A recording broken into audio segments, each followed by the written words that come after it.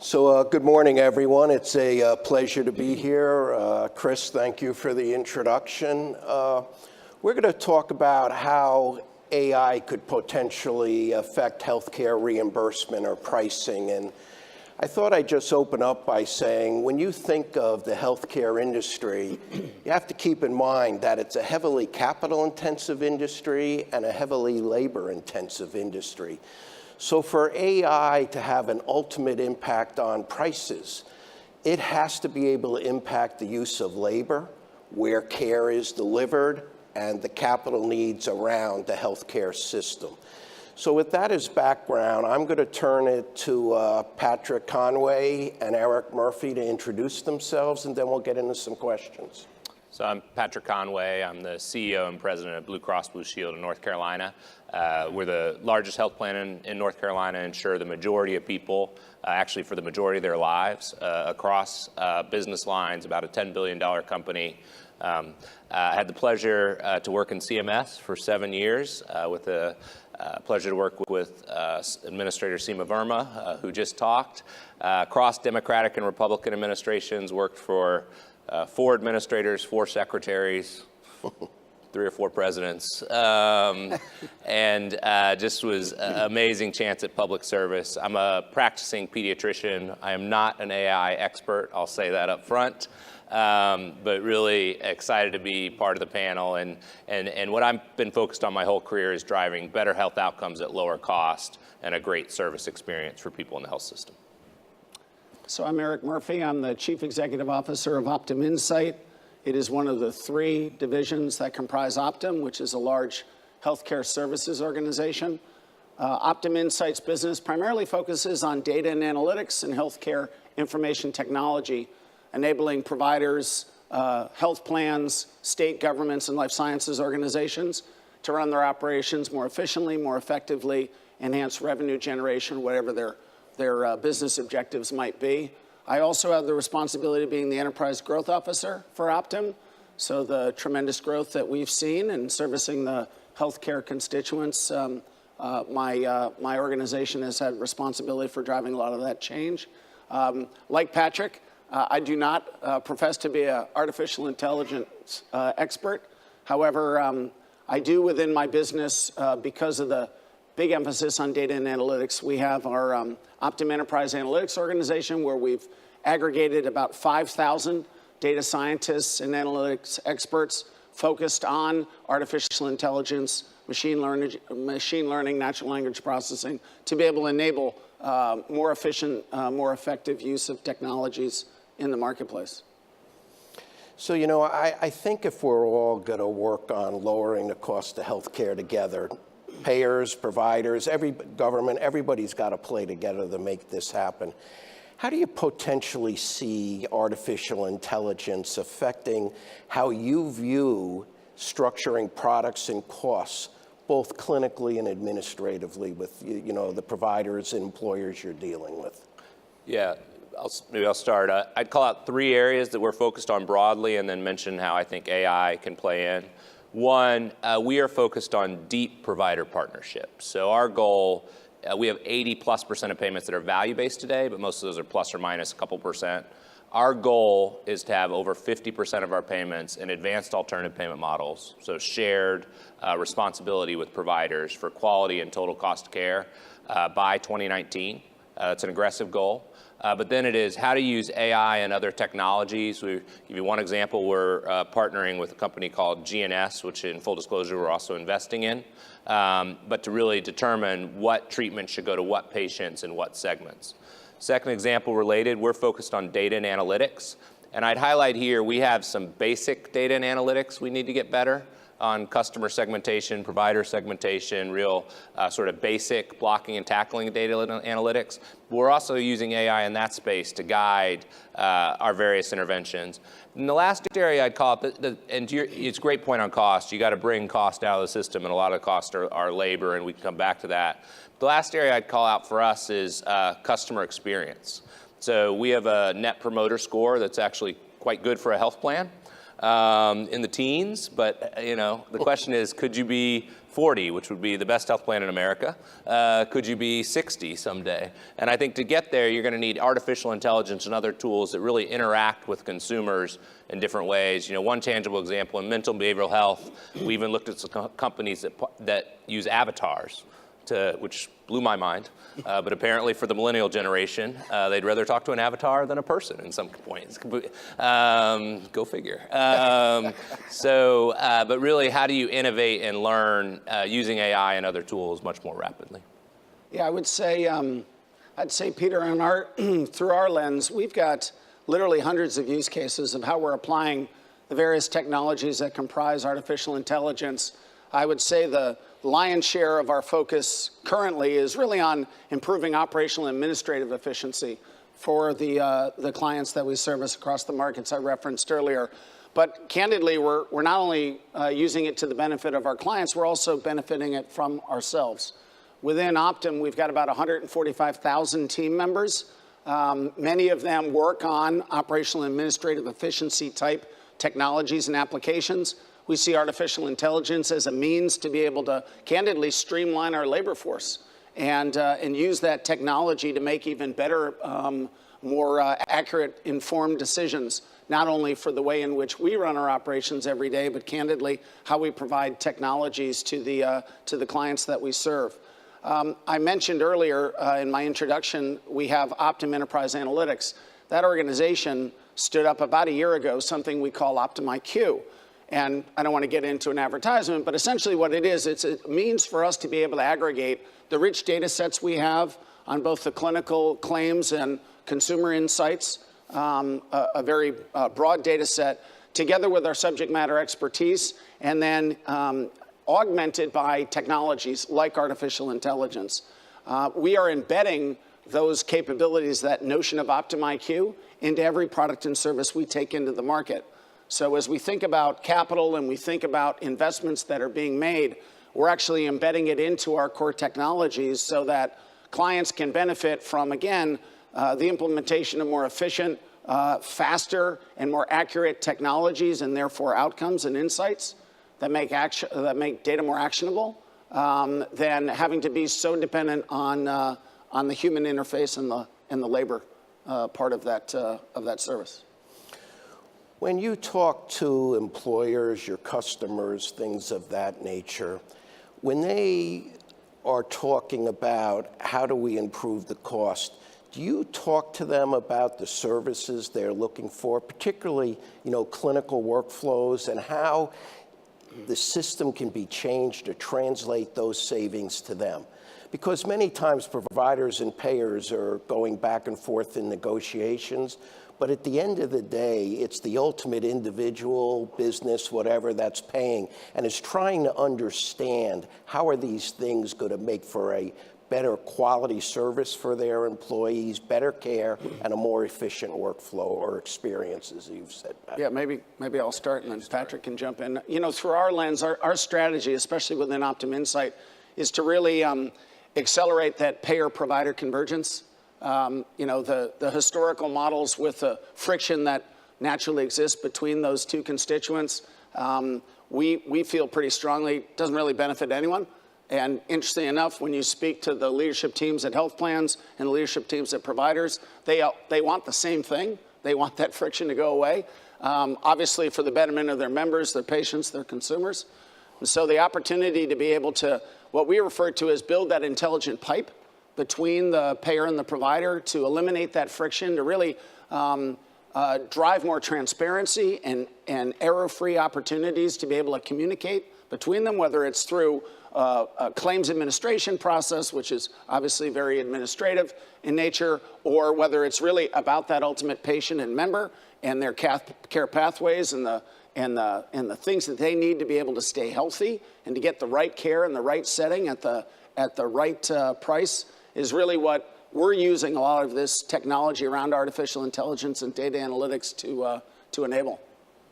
Yeah, I'd add a couple things. First, on the payer-provider, you be on a call tonight at 6:30 with the provider we're working with. As we go on this journey together, I'll give you some tangible examples. I totally agree on the friction. Remove the friction from the system, including we will have a discussion today that says if you go to this model, which is, almost fully population-based. We will turn off all prior auth. We will let you code how you want. We will have clinical data exchange because we need it for risk adjustment and for stars and for other things, but it's a different model. And we're building the interface of data exchange between us and the payer and the provider. So it's truly as free flow of information. We're all on one side. So totally agree on the payer-provider friction. I've managed P&L and providers. I had to report 700 quality measures at Cincinnati Children's. I understand the pain. So how do you do this together? Often driven by data technology. I'll give you another example.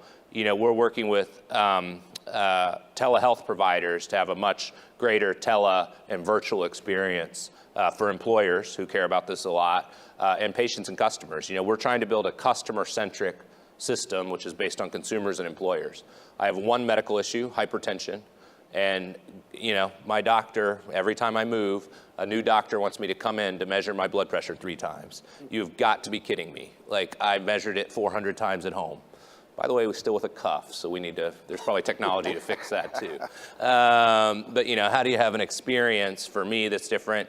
And a primary care experience for elderly people with 10 chronic conditions. We're looking at partners that this is what they do. We'll pick them up, we'll take care of their social needs, we'll do everything in one spot, so a primary experience like no other. The last area, which I mentioned before, but mental and behavioral health, our system is fundamentally broken and trending in the wrong direction, which literally means there's zip codes where life expectancy the first time in US history is going down.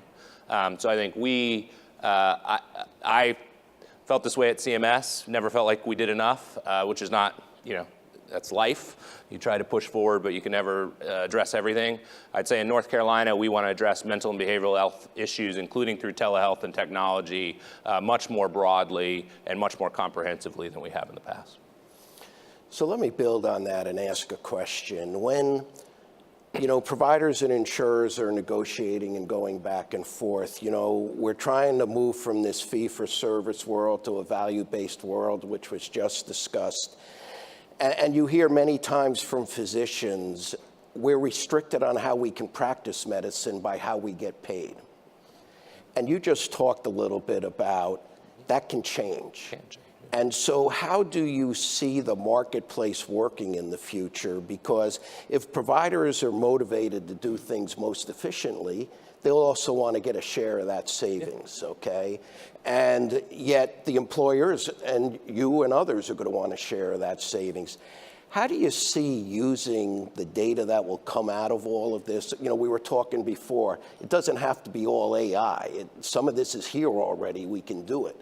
How do you see all this evolving and changing how products get defined and how the different parties get fairly rewarded? Maybe I'll start on this one. Actually, I'll give a couple Medicare examples and then talk about North Carolina. So next generation ACO, which I believe Partners is still in, but you can tell me. Yep. Next generation ACO is shaving about 2 points off trend. We also started to lower administrative burden when I was at Medicare. I think there's more to be done there. 2 points off trend in Medicare is a new ballgame. ESRD ACO, which nobody talks about out of Medicare, is saving about 5.5 points off trend in the ESRD population. I mean, so I get one-sided risks, MSSP track 1, very unclear, but I think we need to be more nuanced in sort of the progress, and I think I'd recognize Partners has been a leader in this for a very long time, going back to PGP demos and Pioneer and now NextGen, so thank you. To bring it into North Carolina and the data technology, I have more flexibility, honestly, in North Carolina than I did in Medicare. I won't go into that unless you want me to. But a lot of rules in the federal government and processes. In North Carolina, we have very direct conversations of, if you're in this together with us, the data and tech flows freely. I literally mean we will think about considering turning off every piece of prior auth we have. If you want that. We will say, we need some coding for risk adjustment, and so do you. But like all the stuff I do as a practicing physician of like 12 review of systems and 8 of that and 6 of this to document a given level, and then some coder. I had a system recently told me they have 10, this is a big system, 5,000 people they employ for this back and forth. That's insane. Let providers get back to the provision of care and let us help providers get back to the provision of care. And it'll bring costs down for employers and consumers. I think that's right. One of the things as Patrick was responding that I was thinking about, just this whole concept and notion of transparency. And really, again, that I keep coming back to this notion of an intelligent pipe where you can share those kind of insights and those kinds of information. But Peter, getting back to your question around, this notion of value-based care, excuse me, and how, all can share in the drive towards lower cost and better quality. I think about, I was at a conference about 6 months ago, and one of the individuals shared that, I have no earthly idea, by the way, how they measured any of this, but they shared that about 30% of the information across the globe is associated in some way, shape, or form with health or health care. 30% of the available information. And a big preponderance of that 30% of that information is unstructured, which means there's a lot of that information that we're not able to use readily to turn into actionable insights. I think as we continue to sort of curate that data, structure that data, and be able to share that data, make it more transparent, as Administrator Verma just shared, we're trending towards 1 out of every $5 spent in healthcare in this country. There's plenty of opportunity to lower cost and to be able to share in the lowering of that cost amongst all the constituents that are making that financial impact and that quality impact real for patients, members, and consumers. The interesting thing I sort of wonder about, can artificial intelligence, there's been discussions on radiology, that's in the forefront of some of this, but the ability to have it give you instantaneous information so you know what you're doing, how you're going to get rewarded for it, and what the likely outcomes are for it. Because many times we hear from physicians, and this is something we're trying to work very hard on, they don't really know the cost ramifications of decisions they're making all the time. Any thoughts on that? Yeah, well. No, you go first. Well, from my lens, being the non-physician, from my lens, I would share with you that, the opportunity to use the technologies that comprise artificial intelligence to give you these real-time insights is very real. Now, I oftentimes share with folks, as you talk about artificial intelligence, there's an analogy to, I'm a private pilot, to the notion of autopilot, right? Where the captain, the pilot of the aircraft still has to monitor the autopilot function. You got to make sure that, you're going at the right elevation, at the right speed, on the right course and heading. But at the end of the day, that autopilot is serving a very efficient, effective function that you otherwise couldn't do just based on the nature of human interface. So I think that's analogous to a large extent to the application of artificial intelligence. And in certain instances, there still needs to be that human oversight, that human intervention, but the ability to be able to take that information and make it readily available on many different axes, whether it be exposure to the radiologist, on cost, on quality measure, on insights around evidence-based medicine. I think all those things are absolutely readily available through this technology. Yeah, I'd say a couple things. One, I do think, in radiology, pathology, anesthesiology, there's a number that I think you will see AI and computer-aided workflows that increase productivity. Now, to your point, that does mean you have to take some of that labor productivity out of the system, which I think will obviously have some contentiousness to it. But I think there's just a reality that I don't think it'll actually replace anytime soon. But you can very much, I'm not an expert, imagine a radiologist, pathologist, et cetera, with aided technology that becomes much more successful, more effective, more efficient. On the sort of, I can't agree with you more on the sort of workflow directly to the clinician. Historically, we've sort of built tools often on the back end, tried to make them more real time, but this goes back when I led change at Cincinnati Children's. When we saw change happen, it was feedback in the moment. So I remember a project that had sort of not worked for a long period of time. We got where you got instantaneous feedback to the physician and the clinical team and behavior change. So it's got to be in that moment. It can't be, weeks, months, a year later. Just doesn't work from a behavioral change standpoint.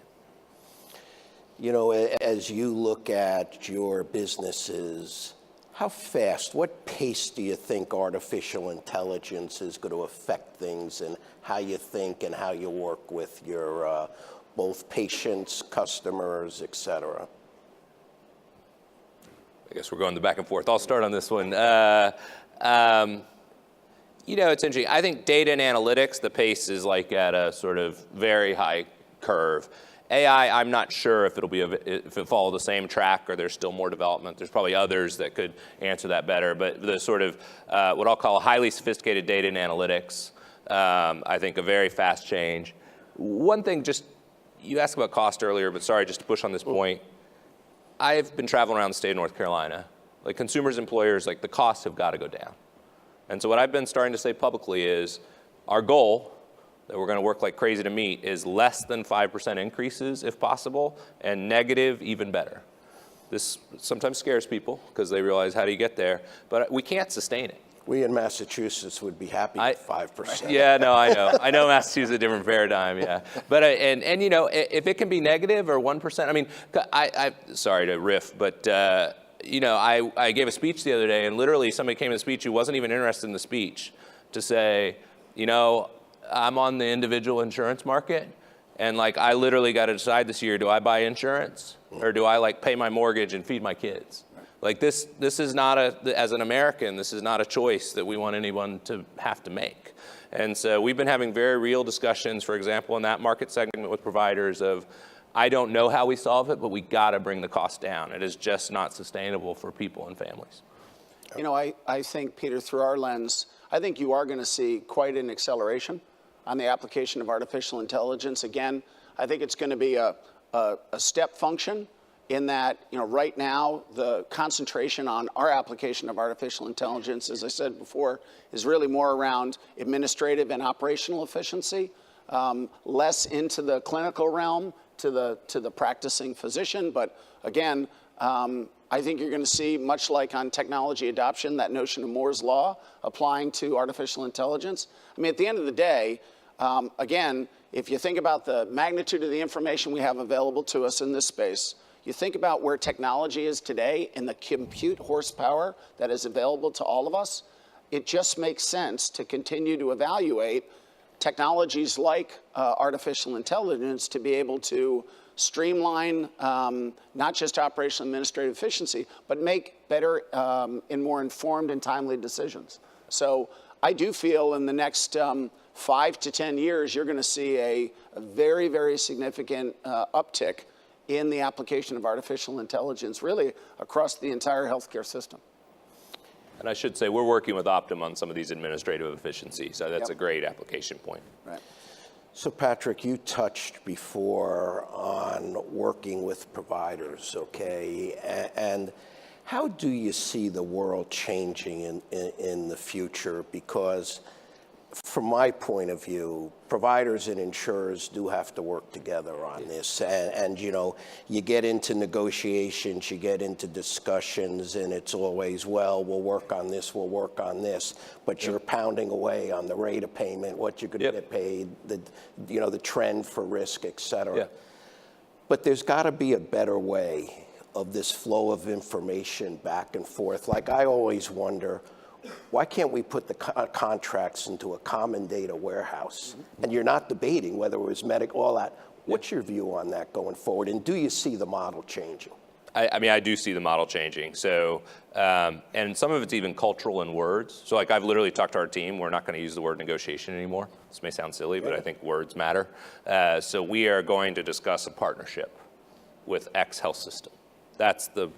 And then it gets to what are the data flows, what are the sharing of information. Let's share our clinical policies so they have them. If they've got things that we can learn, let's talk about that. You know, in areas like primary care, mental and behavioral health, things that I've been on the provider side, they're not huge money makers for providers, but they're critically important.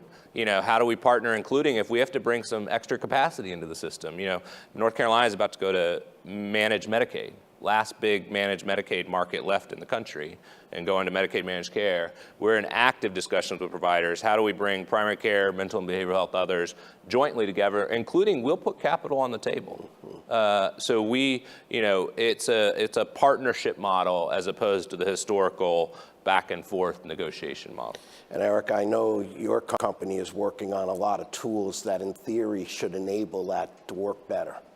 Yeah, no question, Peter. And as I was thinking about, again, reflecting on Patrick's response, we all know that healthcare change happens locally. As much as organizations like CMS do a wonderful job trying to effect change on a national level, at the end of the day, it really comes down to local markets, local geographies. And Patrick and I were talking before we came up on stage. I think there's a wonderful opportunity for the players in these local markets who are dominant players to be able to impact change, to be able to sort of set the standard and the bar for those local markets on how, as an example, we can evolve this model to a true value-based care